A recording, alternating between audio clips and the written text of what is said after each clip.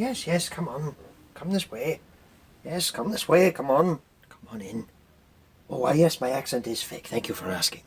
Now then, fake producer Dave, my dear Secretary Janice, welcome to the HMR on Jurassic Park.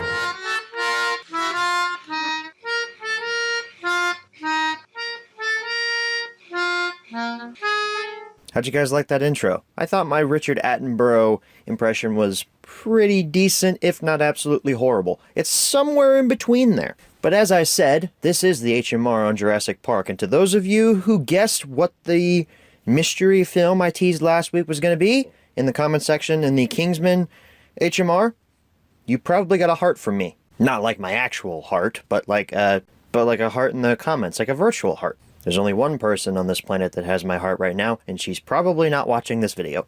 So enough about all that, let's jump into the history section of Jurassic Park.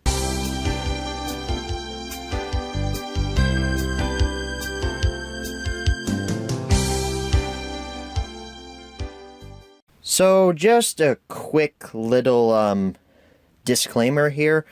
Jurassic Park has been released a lot. Like, it probably had more reprints than Die Hard did. And you remember how many reprints Die Hard had? It took me forever to find, I'd say about 75, maybe 80% of Jurassic Park's history on physical media.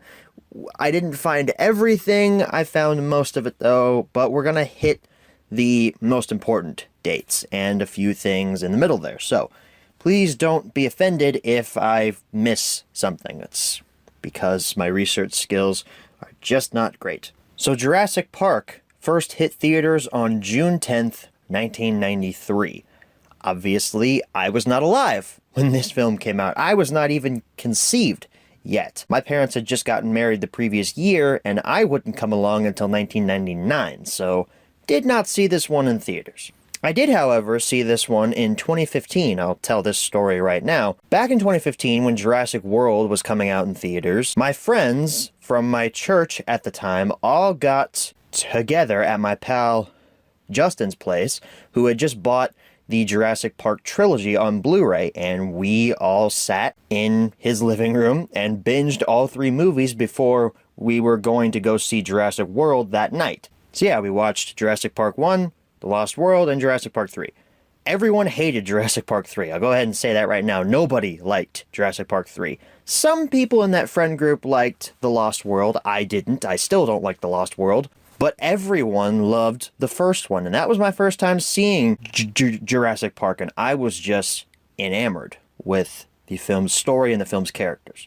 Jurassic Park then hit VHS and Laserdisc on October 4th, 1994, so a whole year after Jurassic Park was in theaters. It took a lot longer for films to hit physical media back then. I didn't find any other information on any VHS reprints or Laserdisc reprints, so we're going to jump to the original DVD release, which was on August 22nd, 2000, so at the turn of the decade. Jurassic Park has been included in numerous boxed sets, and here's one of them. This is called the Adventure Pack Trilogy, which was released on November 29th, 2005. Jurassic Park finally hit Blu-ray on October 25th, 2011. However, it did not hit Blu-ray just on its own. You could only find it in the Blu-ray trilogy, so you could only get it with The Lost World and Jurassic Park 3. Best Buy had a steelbook with some fairly simplistic artwork. There was also a gift set with a T-Rex statue included, which is kind of cool. I'm not sure if this was a retailer exclusive. I couldn't find any information about that. And there was also a DVD reprint on this day as well to match the Blu-ray box set. Jurassic Park was then included in a collection of films, 25 films to be exact. On November 6th, 2012, it was included in the Universal 100th Anniversary Collection. I don't know all 25 films that were included in this set. Even if I did, I would not list them for you because that would take way too long. But just know, Jurassic Park was one of them. On March 26, 2013, we got a 20th anniversary of the Blu-ray.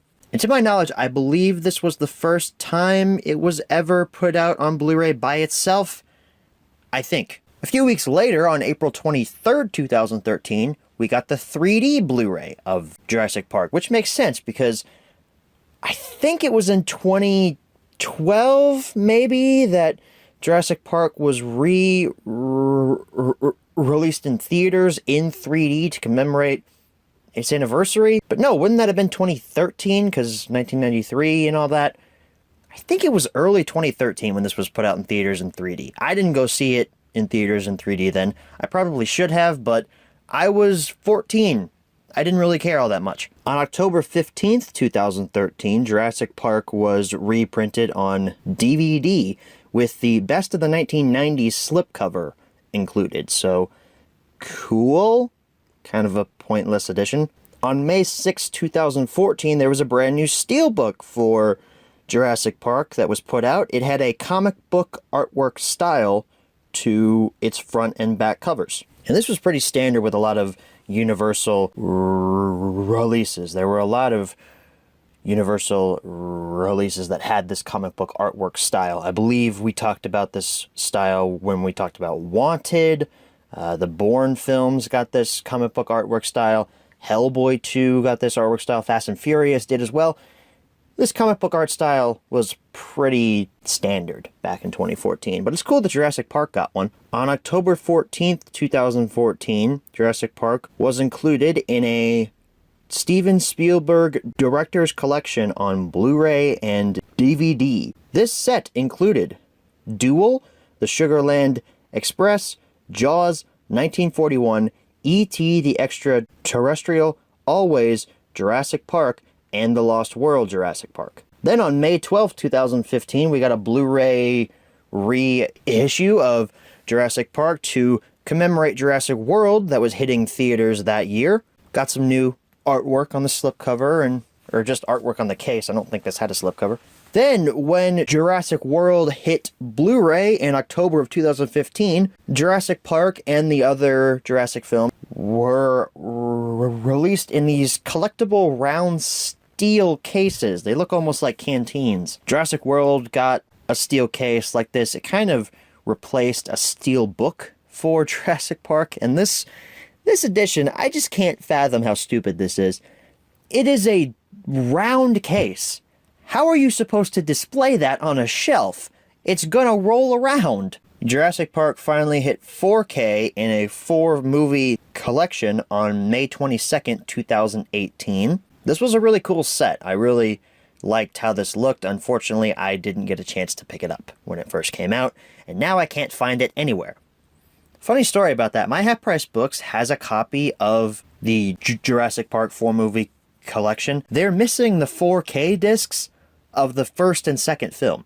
They have all the Blu-rays, and Jurassic Park 3 and Jurassic World had their 4Ks there, but not the first two films. Then on September 18th, 2018, we got the 5-movie collection. Because Jurassic World Fallen Kingdom had just hit Blu-ray and 4K and all that year. God, that movie was terrible. We got a Blu-ray, a 4K Blu-ray, and a DVD version of this 5-movie collection. There was a Best Buy exclusive steelbook. However, for some odd reason, some steelbooks ended up at Walmart, surprisingly. And then to wrap things up, the most recent reprint of Jurassic Park was September 10th, 2019, when the 5-movie collection was reprinted on just 4K. Wow, that's a lot of releases. And I skipped over a good 6 or 7 that was in my documents, so, yeah, Jurassic Park has been released a lot on various different formats. So I apologize if I bored you to death with the history section,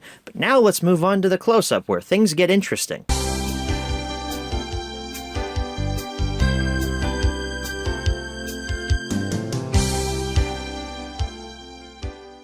Alrighty everyone, here's your close-up look at Jurassic Park. We only have one copy to look at here, and it is the 2014 comic book art steelbook release that Universal did way back, as I said, for 2014. So let's take a look at it. Blu-ray disc logo up at the top, Steven Spielberg film, the classic T-Rex, Jurassic Park logo there, with some shots from the film around the side, along with limited edition down there at the bottom. Not really all that limited. These things are pretty common. Side, Blu-ray disc logo plus DVD logo, because this is a Blu-ray and DVD combo pack. Jurassic Park, and the Universal logo. The back is different from other steelbooks because we actually have some tech specs and legalese and stuff on the back here. It's not just a image. So it's kind of a cheaper steelbook. Honestly, a lot of more premium steelbooks don't have this on the back. But this is nice though. You got your barcode up there at the top. Perfect high-def picture, perfect high-def sound. I happen to agree. Blurb, screenshots from the film, bonus features list, legalese and tech specs down at the bottom. If we open this up, don't bother trying to steal this code. I redeemed it years ago, but there's your digital ultraviolet copy code. And inside, your Blu-ray disc is at the front, it's black, and your DVD is red in the back. If you'll notice, there is no inside artwork. It's just plain, which kind of stinks, but as I said, this steelbook is kind of a cheaper one. So that's your close-up look at Jurassic Park. Let's move on to the menu tour. Okay, everybody, here we are for our menu tour of Jurassic Park. We're starting with the DVD. We'll take a look at the Blu-ray after this is done. We've got play, scenes, bonus, and setup. And I know I say this every time we look at a DVD, but man, looking at this in person on a 4K TV, this just doesn't look good. Colors look faded and washed out. Lines look faded. It just, man, DVD is not great. But on the camera, I'm sure it looks totally fine because, you know, the camera makes even the worst looking DVD look pretty okay. 20 scenes with their own little titles here, and you can select what scenes you want to go to from there. Go back to the menu.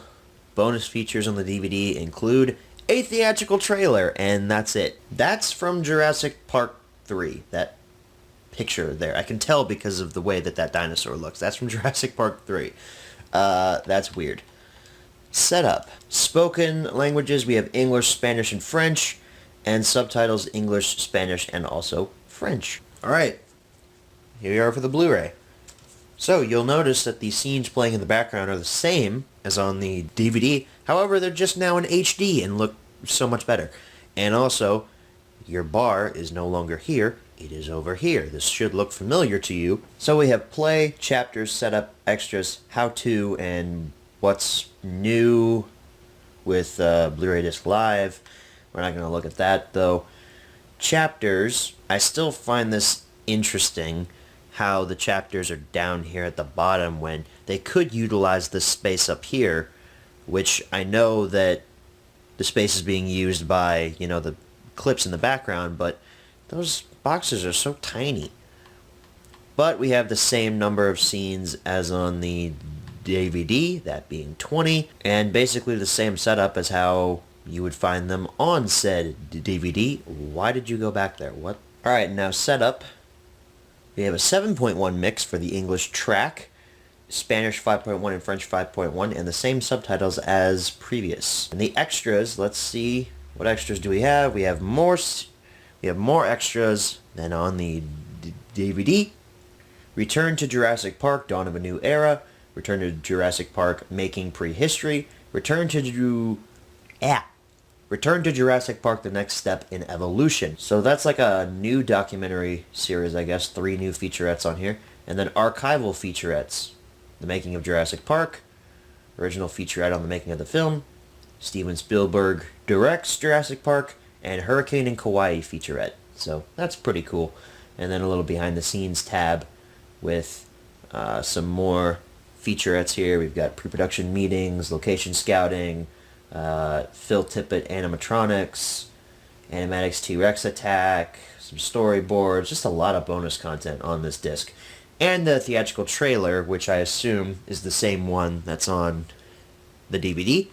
And then we also have a featurette on making the Jurassic Park video game, which is interesting.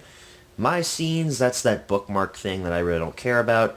D-Box motion code, I guess if you're... You know what, I'm not even going to try to explain that. I don't know what that is, and frankly, I don't really care. How-to, that's a little featurette telling you how to get the most out of your Blu-ray experience, and then Blu-ray Disc Live. who cares about that? So that concludes your menu tour for Jurassic Park. Let's move on and answer the 5 main questions as always. Alright, so we're back from the close-up. Now it's time to answer the 5 main questions as always.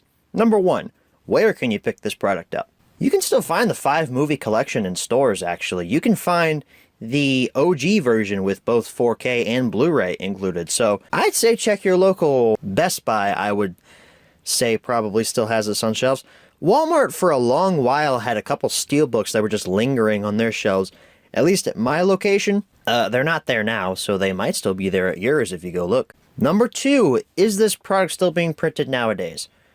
Well, it is 2020, but the most recent reissue of this was in September of last year. Yeah, I really want to answer yes. I really do. No, I can't say yes to this. It's just September, and I don't know when this video is coming out in 2020. It could be March or April for all I know, so I can't say yes to this. Not out of the goodness of my heart, I just can't say yes to this. I'm sorry. Number 3, should you pick this product up? Another question that I can, in fact, say yes to. Jurassic Park is very, very well done. You would think you'd be coming to this film for the dinosaurs. And that's what I thought when I first went into this, but no. You go to this film for the cast of characters that are included in it. It's the characters that make this film as good and as endearing as it is. Yeah, this has T-Rexes and Velociraptors and such, but they are secondary compared to Alan Grant, Ellie Sattler, Richard Attenborough, I forgot his name, John Hammond, Jeff Goldblum, I forgot his name too.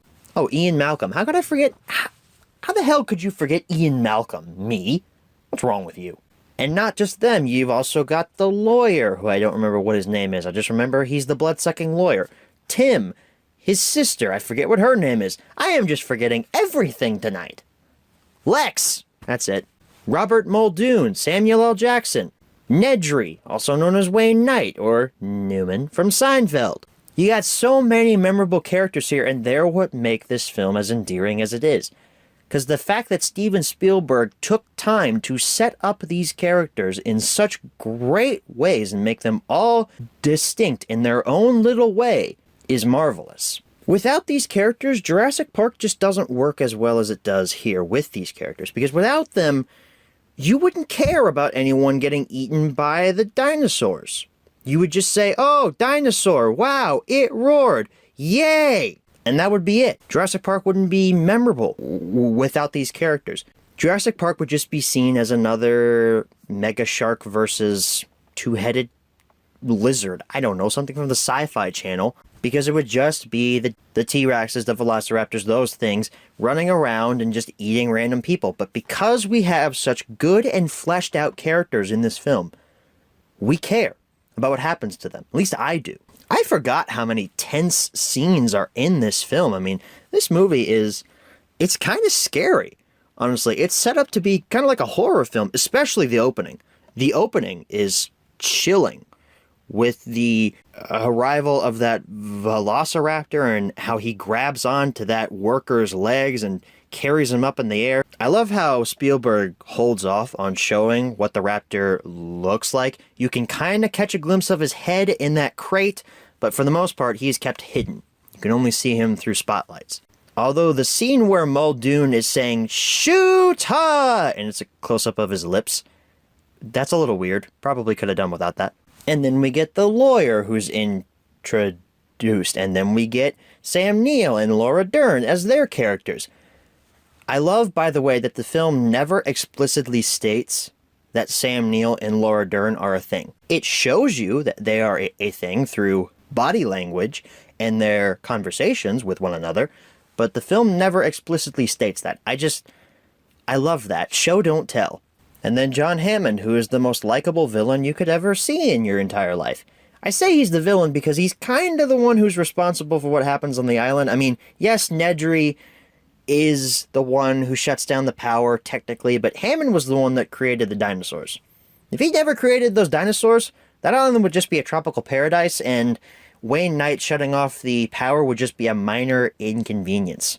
John Hammond's a nice guy, and Richard Attenborough does a really great job at making him feel grandfatherly, which of course makes sense. He is a grandfather in this film. But man, if he hadn't have made those dinosaurs, this movie would have turned out completely differently. It would just be called Park. And it would just be watching Sam Neill, Laura Dern, all those guys just go off on a weekend vacation. It would just be called Park.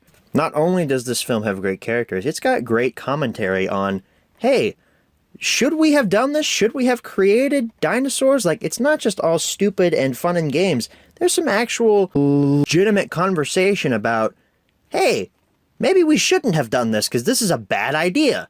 Jeff Goldblum is the one who really drives that home with his chaos theory and all that. Jeff Goldblum is just so good in this film. I love his performance in this. I love pretty much all the performances in this film.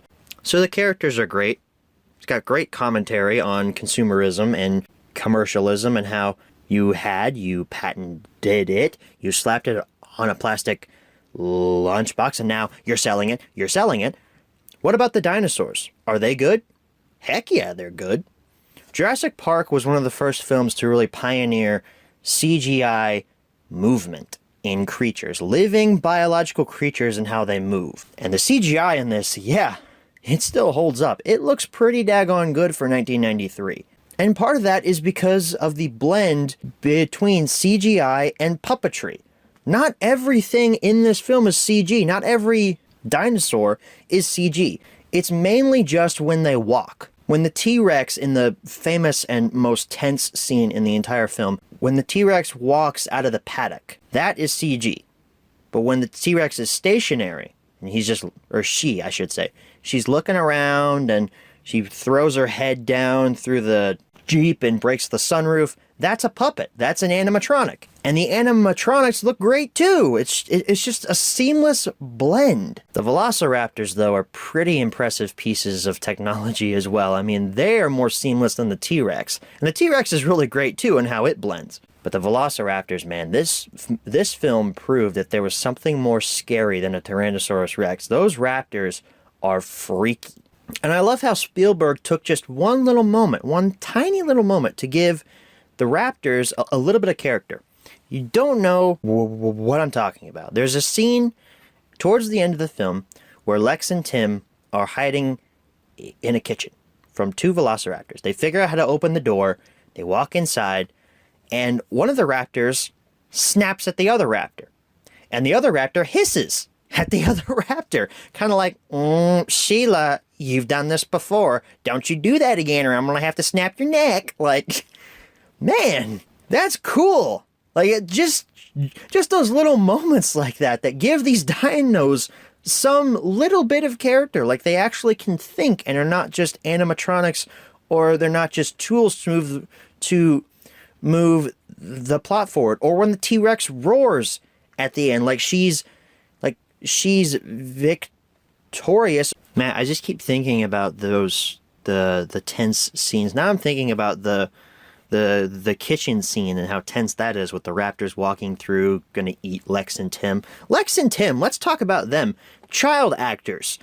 They're pretty good in this. However, Lex's characterization of being a hacker is so 90s, it's almost laughable. And the fact that she is the one that turns the systems back on and locks the door, saving Ellie and Alan, it's so 90s, but I kind of like it. I'm not trying to be negative here and say that it's bad or anything. It's really 90s, and it's really noticeable. But for child actors, they were both really good. I was never annoyed by either one of them. Speaking of something that's a little bit silly, the way the dinosaurs are created, I just want to talk briefly about that, then we'll wrap things up. A mosquito that bit a dinosaur and drank its blood gets stuck in tree sap. And these scientists from Jurassic Park went in and extracted that blood from that bug that survived for thousands of years being preserved in tree sap.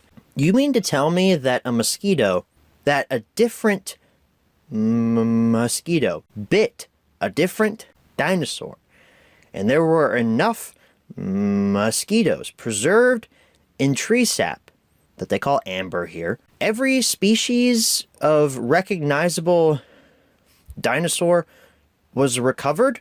That's kind of leap in logic there. Is it silly? Yeah.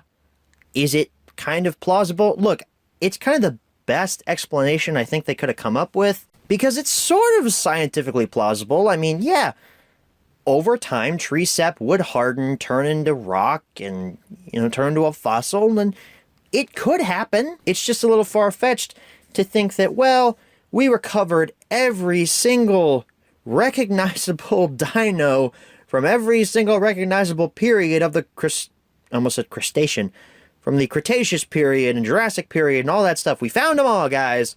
Is it silly?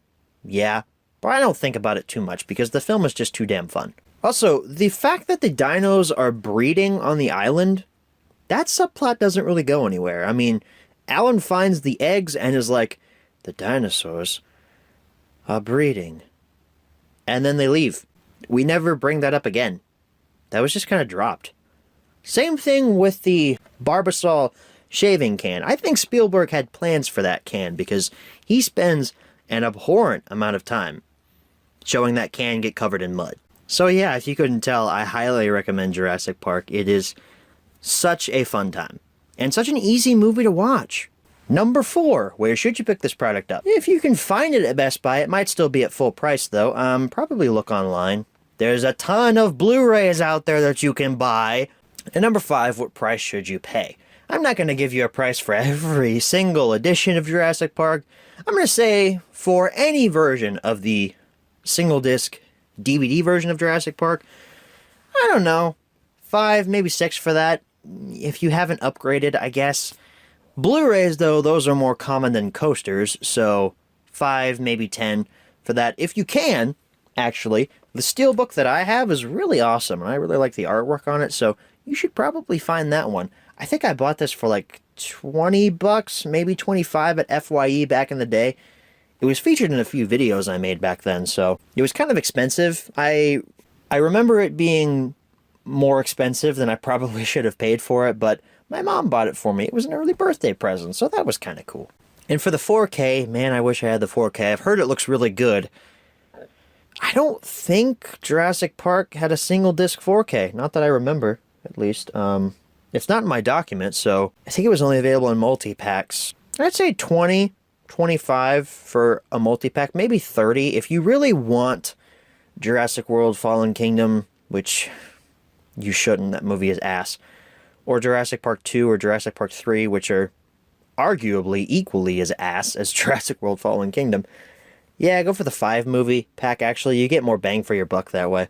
And hey, you can see how just ass Jurassic World Fallen Kingdom actually is. I'm still so bitter about how horrid that movie was. So that, ladies and gentlemen, is my HMR on Jurassic Park. I had a really good time going back to rewatch this movie, actually. I felt tense during the tense scenes, I laughed during the funny scenes, and I just enjoyed everything about it. It's just so good. So I would tell you what we're covering next week, but unfortunately, I have to go back in time to save the future from evil sentinels that are going to take over the world and kill all the mutants. Drat, I just spoiled it. It's X-Men Days of Future Past is what we're covering next week. I'll see you guys then.